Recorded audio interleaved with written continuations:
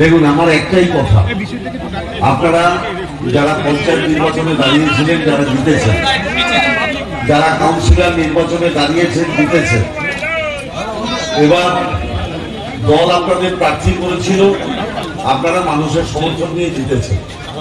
আপনি নিজে পঞ্চায়েত সদস্য হতে গিয়ে যে পরিশ্রমটা করেছেন, সেই পরিশ্রমটা কিন্তু আপনাকে লোকসভা নির্বাচনে করতে হবে।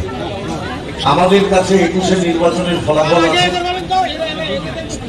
আমাদের কাছে মিউনিসিপালিটি নির্বাচনের ফলাফল আছে, আমাদের কাছে পঞ্চায়েত নির্বাচনের ফলাফল আছে, আমাদের কাছে লোকসভা নির্বাচনের ফলাফলও থাকবে।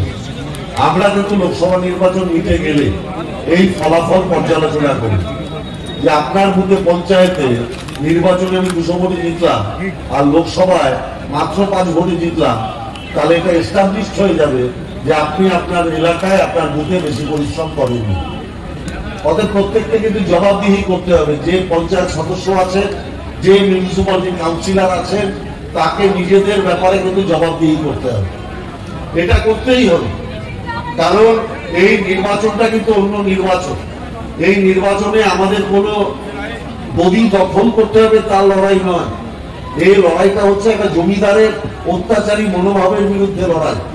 আপনাদের ডোর টু ডোর অন্তত একটা বুথে মিনিমাম 4 বার যেতে হবে। এইটাকে কি করে আপনারা করবেন, এটা খালি করুন। আপনারা যদি একটা বুথে 4 বার একটা বাড়িতে যেতে পারেন, আমি নিশ্চিতভাবে বিশ্বাস করি বিশ্বজিৎ দাসের এমপি হওয়া তাহলে শুধু সময় অপেক্ষা। কিন্তু দায়িত্বটা আপনাদের, দায়িত্বটা আপনাদের। আপনাদেরই বাড়িতে গিয়ে বলতে হবে, যারা 5 বছর আগে নাগরিকত্বের কথা বলে গেছিল, ভোটের আগে আবার বার করেছে। 5 বছর কোথায় ঘুমিয়েছিল? আবার জুমলাবাজি। 15 লক্ষ টাকা দেবো যেরকম জুমলাবাজি, বছরে 2 কোটি বেকার যুবকের চাকরি দেবো যেরকম জুমলাবাজি, 22-এর মধ্যে সবার বাড়ির মাথায় ছাদ করে দেবো যেরকম জুমলাবাজি, এটা আর এক ধরনের জুমলাবাজি।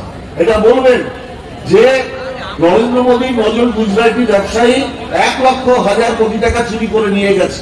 তারা কে কে ইলেকট্রাল বন্ডে টাকা দিয়েছে বিজেপিকে, সব ভারতবর্ষের মানুষের সামনে চলে আসে। এই জমিদারিত্বের বিরুদ্ধে লড়াইটা করতে হবে। আর মমতা ব্যানার্জি যা বলেন তাই করেন। শুধু বাড়ি বাড়ি গিয়ে মাদের বলবেন, বোনদের বলবেন, তোমরা তো লক্ষ্মীর ভান্ডার 500 থেকে 1000 চাওনি, দিদি করে দিয়েছে। এসসিদের জন্য 1200 করে দিয়েছে। তোমরা যদি দিদির পাশে থাকো, এই 1000 কবে 2000 হয়ে যাবে, তোমরা কেউ টের পাবে না। এই কথাগুলো আপনারা বাড়ি বাড়ি বলুন।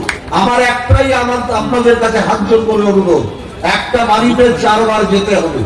এটা খালি মাথায় রাখুন, একটা বাড়িতে 4 বার যেতে হবে। আপনারা যদি একটা বাড়িতে 4 বার যেতে পারেন, আমি বলছি 6 জুন যেদিন রেজাল্ট বেরোবে, সেদিন দেখবেন 6 জুন না 4 জুন যেদিন রেজাল্ট বেরোবে, সেদিন দেখবেন আপনারা বনগাঁ লোকসভার মানুষ এই বনগাঁও যে জমিদার, তার হাত থেকে মুক্ত হয়ে আপনারা সবুজ আবির খেলছেন।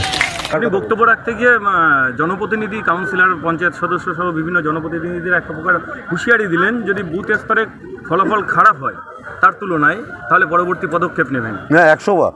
যে পঞ্চায়েতে যে বুথে জিতেছে তাকে তো সেই রেজাল্টটা দিতে হবে, মানুষের কাছে সেই পরিশ্রম করতে হবে। আমাকে তো একটা স্টুডেন্টকে যখন আমি একটা প্রশ্নপত্র দেব, তার উত্তর তো সঠিক হওয়া চাই। উত্তর সঠিক না হলে আমি নম্বর দেবো না 0 দেবো? না না, কোথাও এখানে দল এক কাটটা, সাবোটেজের কোনো ব্যাপার নেই। মানুষের বাড়ি যেতে হবে, মানুষের গণসমর্থন নিতে হবে, এর বাইরে কোনো ব্যাপার নেই। দলের মধ্যে আমাদের কোনো ক্ষোভ বিক্ষোভ নেই, সব দল এক কাটটা। যদি আপনি যেটা বলছেন পঞ্চায়েতের যা রেজাল্ট হয়েছিল, যা লিড ছিল, তারা না থাকে, সেই ক্ষেত্রে আপনারা কি? না না, আমরা আগে দেখে আমি নিশ্চিতভাবে বিশ্বাস করি যারা যা রেজাল্ট দিয়েছিল সেটা দেবে। যদি না দিতে পারে দেবে, আগে না দিতে পারে তো পরে, আমি তো বলছি দেবে। প্রভাব ফেলবে? এখানে কোনো প্রভাবই ফেলবে না। 5 বছর আগে বলে গেছিল, 5 বছর ধরে তো একই কাজ চলছে। মমতা ব্যানার্জি তো বলেছেন যার আধার কার্ড আছে, ভোটার কার্ড আছে, সেই নাগরিক। এই যে নাগরিকত্ব দেওয়ার নামে মানুষ মানুষকে হেনস্থা করবে। যেরকমভাবে আসামের ডিটেনশন ক্যাম্পে 14 লক্ষ মানুষকে রেখে দিয়েছিল, কই আসামে তো চালু করতে পারলো না, কবে থেকে শুরু করেছে? আগে আসামে করে দেখাক, তারপরে তো ভারতবর্ষে করবে। এগুলো তো ধর্মীয় বিভাজনের নামে সুড়সুড়ি দেওয়া। এতে মানুষ আর ভুলছে না, মানুষ বুঝে গেছে। 5 বছর আগে ভুল বুঝেছিল, ওদের মানুষ বুঝেছে, ওদের বোকা বানানো হয়েছিল। এসব নাগরিকত্ব ফাগরিকত্ব সব ফেক। মমতা ব্যানার্জি বলেছেন যার আধার কার্ড ভোটার কার্ড আছে সেই নাগরিক, তারা মাথা উঁচু করে বাংলায় বসবাস করবে। নাম না করে জমিদার বলে বিক্ষোভ প্রচুর দেখা যাচ্ছে এখানে। নাম না করে বলেছেন বনগাঁও জমিদার মুক্ত। হ্যাঁ, 100 বার তিনি তার মতো করে বনগা চালান।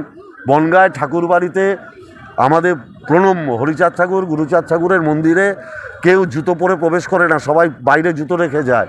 আর উনি সৈন্যবাহিনীকে নিয়ে বুট পরে মন্দিরে উঠে গেলেন, উঠে হরিচাঁদ ঠাকুর, গুরুচাঁদ ঠাকুরকে অপমান করলেন। তারপরে উনি সেই বংশের নাম নিয়ে তিনি সব জায়গায় জমিদারিত্ব চালাবেন। এটা মতুয়া সম্প্রদায়ের মানুষ, বনগাঁর মানুষ মানবে না।